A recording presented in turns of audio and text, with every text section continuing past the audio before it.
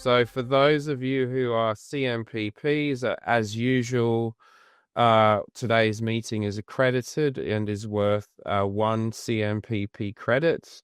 So for those of you that are wanting to get your points, please take the screen grab now.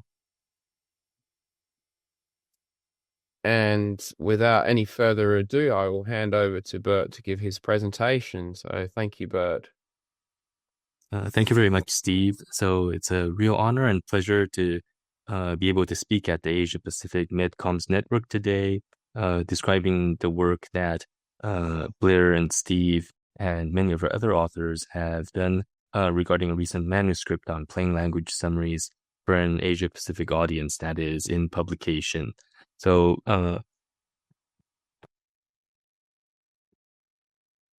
this is my CV. Thank you very much for Steve's kind introduction. I have no conflicts of interest to declare regarding the talk today. And basically, during this talk, we'll be going through the key aspects of the paper that, as I mentioned, I co-authored with Blair, Steve, and several other co-authors are joining on this call today as well. And we were fortunately able to apply for one credit from ISMAP, so they have these learning objectives.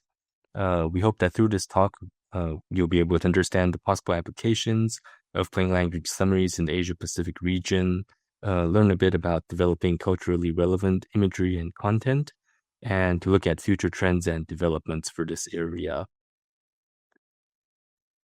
So usually when approaching regulatory issues or medical practice, what I like to do is to sort of go back in history and to look at the origins of such a development. And I find that it's very helpful from that to be able to understand the original concepts or objectives that were being planned when these regulatory or medical practices were implemented. And it's helpful for to be able to extrapolate from that into the future or to be able to apply it in different ways. So initially, we'll be looking back at why the current plain language summary developed initially. And then from that, we'll be looking at in the manuscript that is in publication, how to develop POSs for the Asia Pacific, what concepts that we should have in mind, and then to take a look at the current reality of POS development in several Asia Pacific countries that I was able to collect information from, and also to look at future trends. So to begin with, the current plain language summary framework, it's actually not that long ago, although there has been many efforts going back almost to a century before to make medical language and medical information more accessible to the general public. The current framework of the plain language summary was initially started in the EU about 15 years ago. So the origins of this was that there is an issue that imagine that if you're a patient and you're invited by your doctor to take part in a clinical trial connected to your disease regarding a new medication. However, after you take part in that trial, nobody bothered to tell you about the results afterwards. And then you find out that the trial results have been published somewhere, but on reading the information, you can't understand anything about it. So you'll probably feel used, exploited, underinformed. So a lot of negative information, and it really doesn't help going back to your own condition or treatment as well. So because of this kind of situation, initially in 2014, after discussion, the European Union launched this update to the clinical trials regulation, making a requirement to prepare summaries of clinical trial results for lay persons. So this is what is known as lay summaries nowadays. And basically, the requirements are that for clinical trials, results of which are published in the EU, there's a need to develop for the general public audience and also for patients who participated in the study to develop these kinds of lay summaries. And they also set up some general guidelines, such as using an active voice and avoiding jargon, using headlines, descriptive subheadings, and bullet points to split up the information to easily digestible formats, to present numerical information in more understandable ways, such as using percentages instead of odds ratios, to support this with well-designed visuals, and to be able to communicate these results to study participants. So this is sort of the origin of why plain language summaries are usually required to be accompanying clinical trials, and why there are more and more plain language summaries being published today. Recently, about almost 4 years ago, the EU released this good lay summary practice, in which they have guidelines regarding the planning, development, translation, and dissemination of the lay summaries requested. And this is going into effect recently for all clinical trials conducted in the EU. However, beyond this very narrow vision of regulatory requirements, besides preparing these lay summaries to inform patients participating in the study and the general public, we can sort of think beyond that to look at the other functions that such a lay summary or plain language summary could have. And I organized these 4 points. So the first part is making research accessible. So this is not just for patients, for doctors, or the public, but for all stakeholders involved. So this might also include, for example, clinicians in other disciplines that could look at this research and sort of plan for cross-disciplinary collaboration or further research ideas. Also to government policymakers that might use the research to adjust, for example, health insurance reimbursement policies or healthcare policies. And in this way, this information can empower stakeholders and increase the likelihood that the results of this research are not just being published, but will actually make a positive impact on the general public and on individuals as well. Another important part of this is to be able to communicate this knowledge, which is that besides publishing research in academic journals read by peers, we sort of get into this habit of providing a medium by which the results of this research can be easily presented, easily disseminated to the general public. And that's sort of very relevant in this age in which there's a lot of false information, fake information that's widely promoted on social media. And the reason that this misinformation is being transmitted so much is because they usually, for example, they use memes, they use graphics, they use very understandable language to disseminate these ideas. And so in this way, the plain language summary can sort of counter that by using a lot of the same principles, but to promote and transmit accurate research and science. And from that, with this widely available knowledge and wide accessibility by stakeholders, it's possible to go back and improve the research, since this facilitates input and discussion from other stakeholders, and that can improve the quality, the impact, and the relevance of the research and future study designs to ensure that it stays accessible, it stays relevant, and it's actually useful. So, in considering the development of plain language summaries from the Asia Pacific, basically this is the manuscript that we had, and many thanks to all the co-authors as well.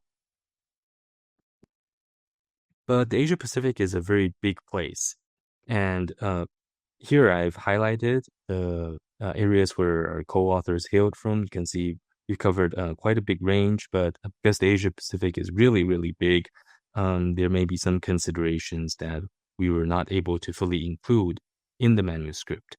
However, because of the size of the Asia Pacific, there's many differences in culture, in language, acceptable imagery, etc.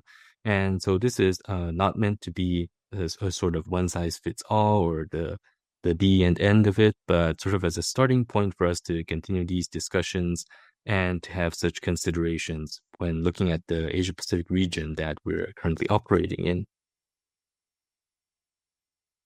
So this table summarizes the key recommendations in the manuscript. Because of time, I don't have time to go into detail in all of them, but we hope to give you a quick overview and also stress some important points for each item.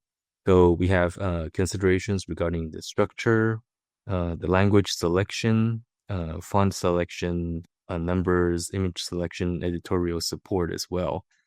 And currently, since most plain language summaries are still being developed in English, although there's effort going on in developing PLSs in local languages and also translation as well, English is still a very important medium of communication. And so yeah, it's important to consider the nuances of the English language to avoid ambiguous terminology, and also to consider if common idioms, metaphors, or cliches might be misunderstood. So, first, regarding the structure, it's very common for plain language summaries now to be like this. So, a wall of text, basically. And even though there may be, for example, here there's short descriptions or definitions, however, it can still be very intimidating for members of the general public.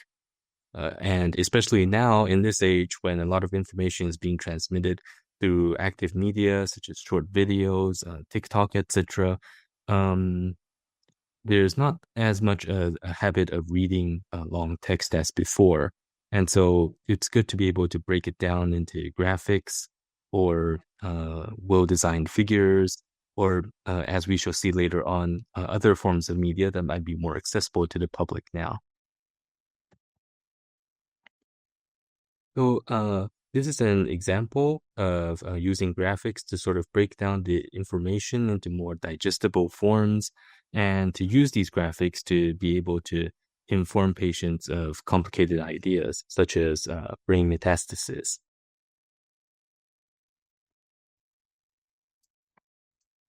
And even for very abstract ideas such as study design, it still is possible to use graphics to sort of let patients understand how the flow of the study goes, how the study is actually conducted, and then to look at the endpoints of the study, though to transform these abstract ideas into something more concrete and understandable.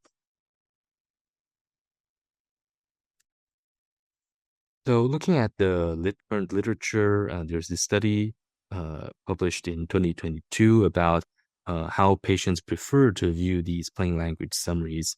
So, hands down, basically, the graphical summary is more appreciated by patients over text summaries. However, patients also mentioned that they like to use a graphic summary to be able to sort of get a general idea of the study and to understand the most important results. But then they would prefer to have a text-based, medium complexity plain language summary to be able to go into some details, to look at, for example, how the study was conducted, and perhaps things like sub-analyses of the results in different groups, etc. So basically, for an introduction, the graphical summary is the most widely accepted, but for more advanced patients or those who seek more knowledge, a medium complexity plain language summary can help them to sort of go deeper into the study and to continue to build up their knowledge regarding this.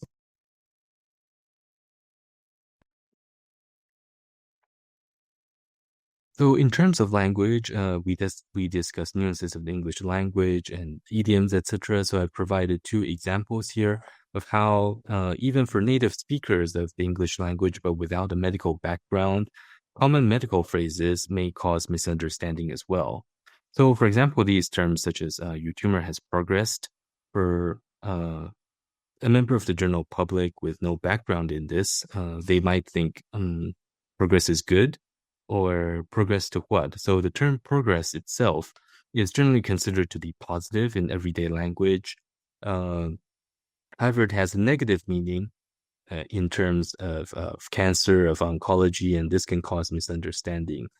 Similarly, when doctors say your notes are positive or the X-ray findings were impressive, so in common language, this could be taken as a very positive sign. or a very encouraging sign. But we know that in actual medical terms, it's probably not good for the patient. And so when using plain language summaries, when trying to explain study results, we should do our best to look at how the general public might interpret this information and to avoid ambiguity or misunderstanding. So another issue regarding English as a second language speakers, these are all very common idioms in academic writing, but according to our previous writing experience and also looking at the literature as well, they can easily be misunderstood or in some cases they might be completely not understood for English as a second language speakers. And for example, in the paper, we mentioned how the term holistic may be considered as connected to holy or religious instead of its original term and meaning. Or for terms like invaluable, even though it means something particularly valuable, the in prefix in here might cause confusion.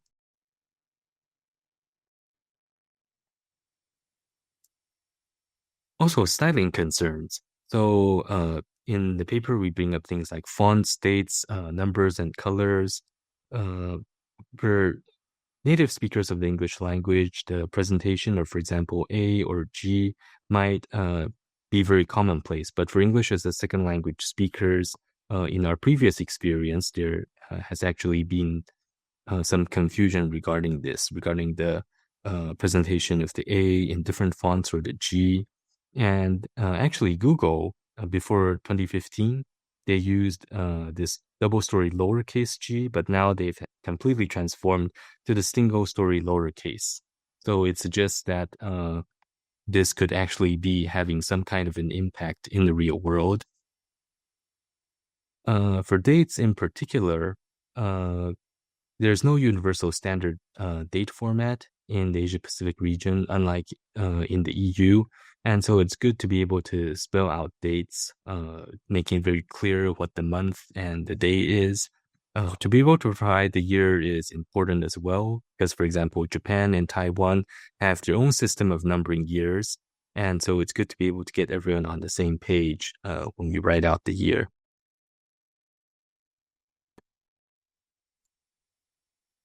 In terms of numbering, hospitals in China, Japan, Korea, and Taiwan still routinely skip the fourth floor and the fourth ward as well. And so this tetraphobia is actually more commonplace in these areas and is considered to be more important by patients and doctors as well, compared to, for example, fear of the number 13 in Western society. So this may be something to consider when labeling POSs or designing imagery. In terms of color, we have an interesting example here, which is that for Chinese-speaking areas, it's normally considered taboo to put the names of people or institutions in red. So we particularly mention this because red is a very clear color. It's very useful for highlighting, but in the cultural considerations, so this is an image of the king of hell, and it said that he has a book with everybody's names in it, and when a person's time is up, then he will write their names in red to highlight and to indicate that their time is up. And so that's why there's this taboo associated with putting the names of people and institutions in red. So there's possibly other examples of this in other different cultures, and it might be something to take a look at when preparing plain language summaries for the area. For imageries, cultural mindfulness is important. For example, in Japan, the traditional dress, there's a specific format in which the right side of the robe goes over the left side, the other way around. That is for burials or funeral dress. So it's important to be mindful of that. There's also, for example, here in Maori culture, we mentioned that in the paper as well, how to avoid this sort of cultural appropriation and to be mindful when using Maori cultural symbols and to get the appropriate permissions. So here, I took a look at the current reality of plain language summary development in several Asia regions, and also take a very brief look at the future trends such as presenting POSs in different media or the use of AI. So currently, the Peak Corey Patient-Centered Outcomes Research Institute in the USA, they developed a POS template, uh, also receiving input from members of the public from 3 regions.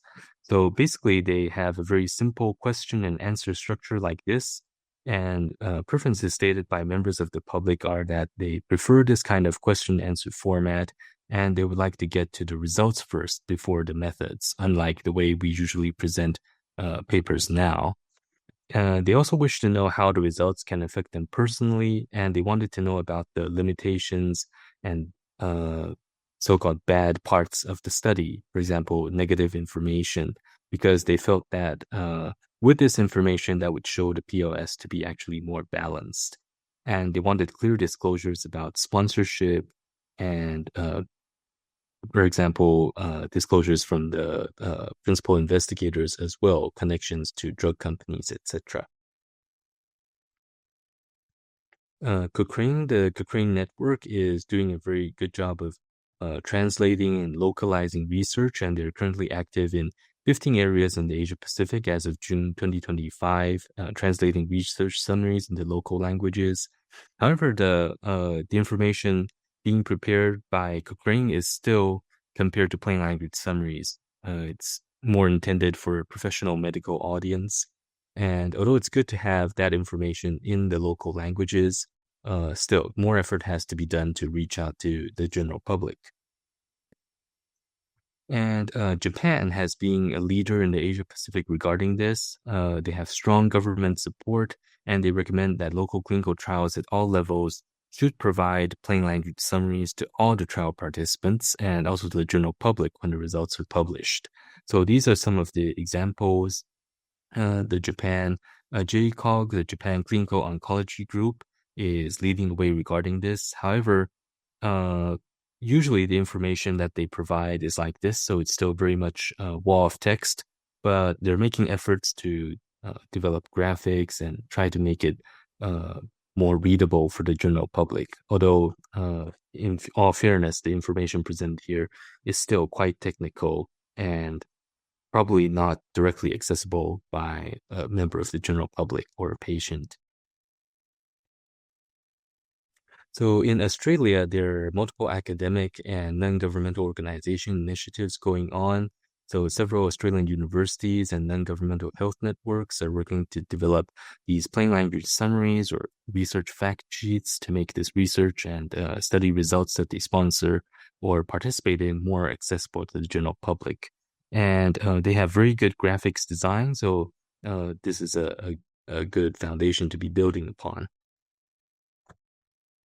So in China, it's mostly a mix of institutional and private initiatives. So it's driven a lot by the hospitals or private contract research organizations, sort of to demonstrate their research capabilities and the studies that they're participating in.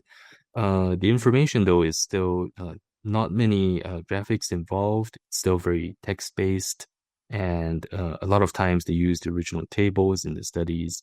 So it would be good to be able to move towards a more, let's say, patient-based perspective rather than the institutional-based perspective. In Mongolia, there is a very interesting international collaboration initiative going on between the National Cancer Council of Mongolia and St. Jude's Children's Hospital in Tennessee in the United States.